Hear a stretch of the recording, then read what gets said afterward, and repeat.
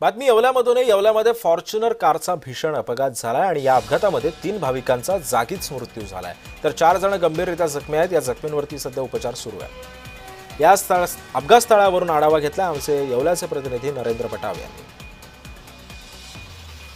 आपण उभे आहोत नाशिक छत्रपती संभाजीनगर महामार्गावर। बघता की माझ्या मागे येवला तालुक्यातील रायते शिवारात या ठिकाणी फॉर्च्युनर कारचा भीषण अपघात झाला आहे। या अपघातामध्ये शिर्डीला देवदर्शना चाललेल्या भाविकांचा 3 भाविकांचा जागीच मृत्यू झाला आहे तर 4 भाविक हे गंभीररीत्या जखमी झाले।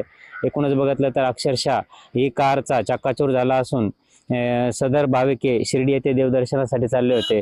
अक्षरशः रात्रीच्या सुमारास अपघात झाल्याने स्थानिकांनी त्वरित धाव घेत मृतांसह गंभीर जखमींना या कारच्या बाहेर काढून रुग्णालयात पाठवले आहेत। शिर्डी येथे देवदर्शना चाललेल्या भाविक हे सुरत येथील असल्याची प्राथमिक माहिती समोर येत असून अपघातामध्ये या कारचा चक्काचूर झाल्याचे दिसून येत आहे। नरेंद्र बाटाव, जय महाराष्ट्र न्यूज।